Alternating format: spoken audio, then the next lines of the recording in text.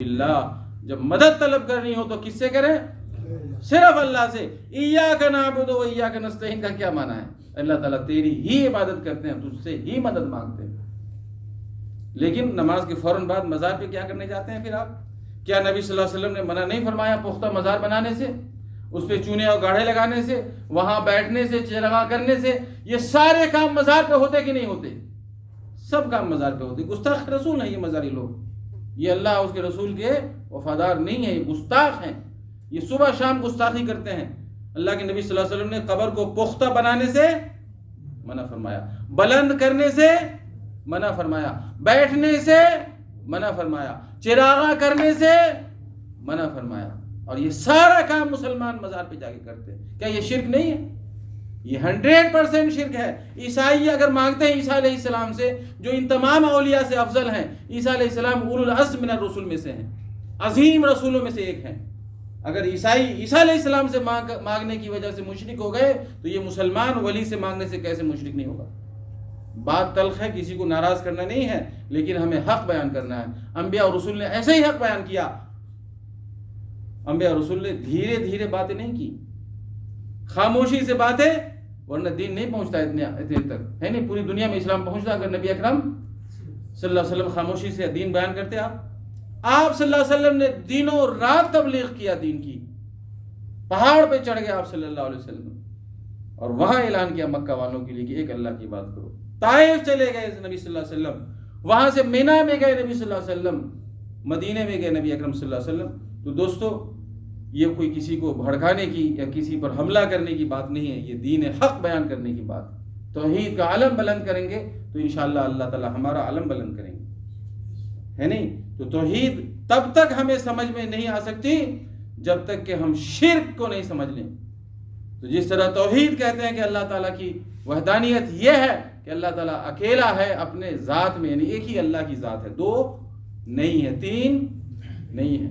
تو رب ہونے میں اکیلا ہے, دو رب نہیں ہے, تین رب نہیں ہے. معبود ہونے میں اکیلا ہے, دو معبود نہیں ہے, تین معبود نہیں ہے. اللہ تعالیٰ کے جو اسماء اور صفات ہے وہ صرف اللہ تعالیٰ کے لیے ہے. وہ اسماء اور صفات بندوں کو نہیں دیے جا سکتی. تو یہ توحید کی تین قسمیں ہو گئی اور ایک اللہ تعالیٰ کی ذات ہوگی. شرک کسے کہتے ہیں؟ تب شرک بھی یہی ہوگا کہ اللہ تعالیٰ کا کوئی شریک نہیں ہے اللہ تعالیٰ کی ذات میں. ایک ہی ذات ہے رب کی جو عرش پہ مستوی ہے, الرحمن علی العرش استوی. نمبر 2, ایک ہی رب ہے روئے زمین کا آسمان کا پیدا کرنے والا. کتنا ہے بھائی؟ ایک ہے, دو ہے, تین ہے, کتنے بھائی؟ ایک ہے. یہی کہیں گے یا باہر جا کے بھی کہیں گے؟ یا یہ نہیں کہیں گے باہر جا کے کہ بھائی شیخ صاحب ہم لوگوں کو گمراہ کر رہے تھے, مولانا صاحب نے تو ایسی ایسی باتیں کہہ دی جو ہمارے خلاف ہیں, ہمارے علماء کے خلاف. یہ علماء کے خلاف موافقت کوئی چیز نہیں ہے. ہر انسان کو رب کے پاس سے آیا, رب کے پاس جانا ہے. منہ دکھانا کس کو ہے؟ اللہ تعالیٰ کو. حاضر ہونا ہے کس کی عدالت میں؟ کسی مولوی کی عدالت میں کسی کو حاضر نہیں ہونا ہے. سوال بھی قبر میں پوچھا جائے گا تو ایک اللہ کے بارے میں, ایک رسول اللہ کے بارے میں, اور ایک دین کے بارے میں. کتنے سوال پوچھے جائیں گے بھائی؟ پیر صاحب کے بارے میں پوچھا جائے گا نہیں, فقیر کے بارے میں, قلندر کے بارے میں, صوفی کے بارے میں, ولی کے بارے میں کوئی سوال نہیں ہوگا. قیامت میں بھی یہ لوگ سب پیچھے چلے جائیں گے. قرآن کی دلیل ایک ایک کر کے اللہ نے بیان فرمایا. ہر دلیل کو ہر وقت بیان کرنا مشکل اور دشوار ہے, قسطوں میں بیان کیا جائے گا. اور اللہ تعالیٰ اکیلا ہے اپنی عبادت میں, چونکہ مالک ہونے میں اکیلا ہے تو عبادت میں بھی اکیلا ہے. اور عبادت صرف نماز, روزہ, حج اور زکوٰۃ نہیں ہے, بلکہ دعا اصل عبادت ہے. مانگنا صرف اللہ سے, یہ عبادت ہے. لو لگانا ہے, نذرانے کرنے ہیں, جانور ذبح کرنا ہے نہیں, نماز پڑھنا ہے, روزہ رکھنے, سر جھکانے ہیں, صرف ڈرنا ہے, خوف کھانا ہے, محبت کرنی ہے, کس سے؟ صرف اللہ سے. اور تیسری شرک کی قسم یہ ہے کہ اللہ کے اسماء اور صفات میں شرک کرنا. یہ بھی بہت بڑا کرائم ہے. کیا ہے یہ؟ جرم ہے. کیسے جرم ہے؟ اللہ تعالیٰ کا نام العزیز ہے, تو عرب مشرکین نے کیا کیا؟ اللہ کے نام کو کنورٹ کر کے مؤنث بنا دیا. دیکھو اللہ تعالیٰ کو بھی کیا بنا دیا؟ مؤنث. اور اس کا نام العزیٰ رکھ دیا, یعنی عزیز نام کی دیوی, مؤنث, فیمیل. آج کل لوگ فیمیل زیادہ پسند کرتے ہیں, میل فیمیل. اللہ رب العالمین ایک ہی رب ہے, نہ اس کا کوئی بیٹا ہے نہ کوئی باپ ہے نہیں, نہ بیٹی ہے, نہ اس کا کوئی ہمسر ہے, نہ اس کا کوئی डुप्लीकेट है अल्लाह ताला का कोई डुप्लीकेट? अल्लाह ताला का कोई परतू है? अल्लाह ताला का कोई नूर है इस दुनिया में? नहीं है। अल्लाह ताला अल्लाह है, बंदा बंदा है। उज़्ज़ा रखा, अफ़रअयतुमुल लात वल उज़्ज़ा, लात अल्लाह का मुअन्नस लात बना दिया, मन्नान का मुअन्नस क्या बना दिया? मनात। इसी तरह मुसलमानों ने क्या किया? अल्लाह ताला का नाम है अल-मुअती और एता सिफत है, तो दाता बना दिया उसको। भाई नाम अल्लाह का है, तुमने बंदे का नाम दाता कैसे रख दिया? तुमको शर्म नहीं आती? देने वाला कौन है? अल्लाह ताला। तुमने भी नाम में तब्दीली की नहीं की, नाम में तहरीफ किया, यहूद और नसारा के नक्शे कदम पर चले। मेरे भाई ये किसी पार्टी या किसी जमात या किसी अफकार और किसी कौम और ग्रोह की पाबंदी और उसकी हिमायत का मसला नहीं है, ये मसला जमीन आसमान के रब का मसला है। किसका मसला है? रब का। ये किसी पार्टी का नहीं कि आज इस पार्टी का सपोर्ट कर रहे हैं, कल दूसरी का कर लेंगे, परसों तीसरी का कर लेंगे, ये नहीं चलता। ये रब की पार्टी है। ये किसकी पार्टी है? मना हो, रुकना पड़ेगा आपको। नबी अकरम सल्लल्लाहु अलैहि वसल्लम ने मक्का मुकर्रमा में हजरत अली बिन अबी तालिब रज़ियल्लाहु ताला अन्हु को हुक्म दिया, कमांडर बना के भेजा कि सारे मक्का की कब्रों को जमीन के बराबर कर दी जाए। क्या कर दी जाए? जमीन के बराबर। इसलिए कब्र ये शिर्क के अड्डे हैं, यहाँ से शिर्क जो होता है अता कर दे इन्हें या रब। बसारत भी बसीरत भी मुसलमान जाके लुटते हैं सवादे खानकाही में। ये खानकाह जो बने हुए ये शिर्क के अड्डे हैं, ये मज़ार शिर्क के अड्डे हैं। ये कोई अनहोनी बात नहीं बयान की जा रही। आपको हमको सबको अल्लाह ने अक्ल फतह फरमाया है। जो रब का काम है वो मैयत और वली नहीं कर सकता। रब का काम रब करता है और बंदे का काम बंदा करता है। और बंदा की ताकत लिमिट होती है। जब सूफी साहब मर जाए, वली साहब का इंतकाल हो जाए तो गुस्ल कोई दिलाए, कफन कोई पहनाए, कब्रिस्तान कोई ले जाए, दफन कोई करे, दफन करने के बाद ये दूसरों को रोजी देते हैं। बताइए कितनी अकल खराब है इंसानों की। अगर ये देने वाले होते तो अपना गुस्ल खुद देते, ये वली साहब देते कि नहीं देते भाई? और खुद कफन पहनाते अपने आप को, और खुद चल के कहाँ जाते? कब्रिस्तान जाते और खुद दफन होते। ये सारे काम किसने किए? वली साहब के रिश्तेदारों ने। जब वफात पा गए तो उस पर मज़ार बना करके गुलपोशी करके पूरे ये कहते हैं ये सारी नगरी जो है दाता की है। ये नगरी अल्लाह की है, दाता की नहीं है। अल्लाह खालिक़ु कुल्ली शै, अल्लाह ताला हर चीज़ का पैदा करने वाला है। ज़र्रा से ज़र्रा किसने पैदा किया? अल्लाह ताला ने। ये पानी किसने पैदा किया? अल्लाह ताला ने। खरीदने वाला कह सकता है हम तो खरीद के लाए, अल्लाह ताला ने। ये इसकी अकल की मारी गई। सही है तुम खरीद करके लाए, लेकिन इसको ज़मीन से किसने निकाला?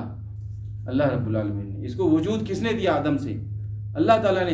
तो दोस्तों ये तौहीद अस्मा व सिफ़ात हसीन व जमील नाम है। अल्लाह ताला के 99 नाम है।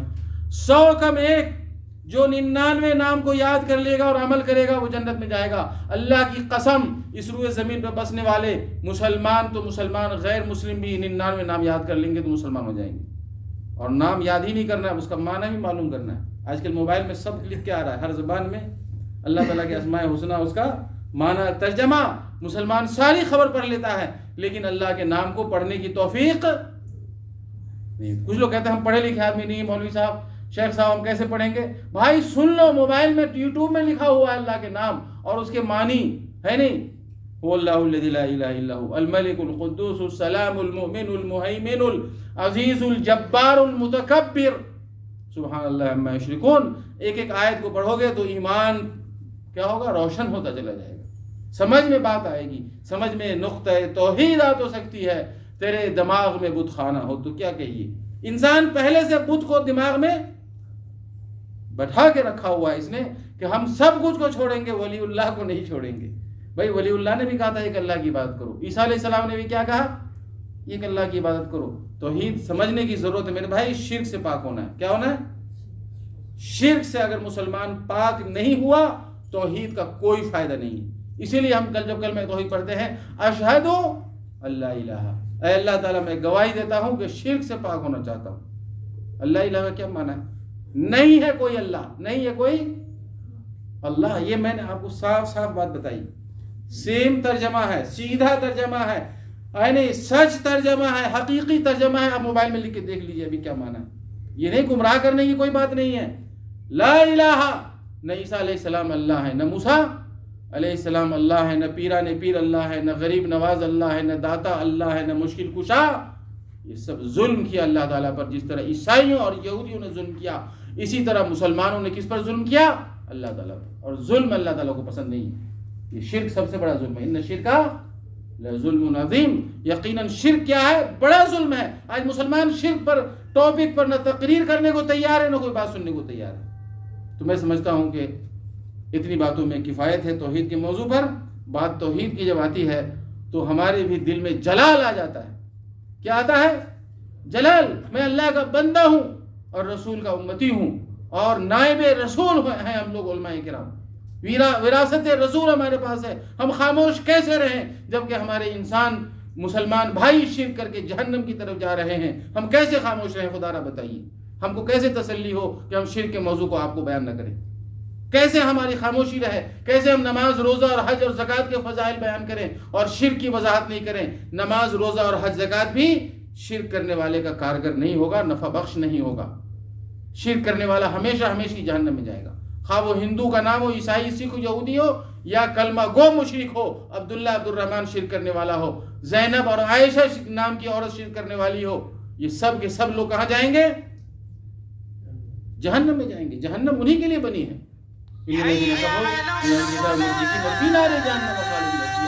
شرک نام سے کوئی جنت میں نہیں جائے گا، توحید کی وجہ سے جنت میں جائے گا. اور نام سے کوئی جہنم میں نہیں جائے گا، شرک کرنے کی وجہ سے کہاں جائے گا؟ جہنم میں. لہٰذا ہماری ذمہ داری بنتی ہے. اللہ رب العالمین سے دعا ہے کہ اللہ تعالیٰ ہماری توحید کو ہمیں سمجھنے کی توفیق عطا فرمائے اور توحید پر عمل کرنے کی بھی توفیق عطا فرمائے. شرک کو سمجھنے کی اللہ تعالیٰ توفیق عطا فرمائے اور شرک سے بچنے کی توفیق عطا فرمائے. وصلی اللہ تعالیٰ علی نبینا محمد وعلی آلہ وصحبہ وسلم تسلیما کثیرا.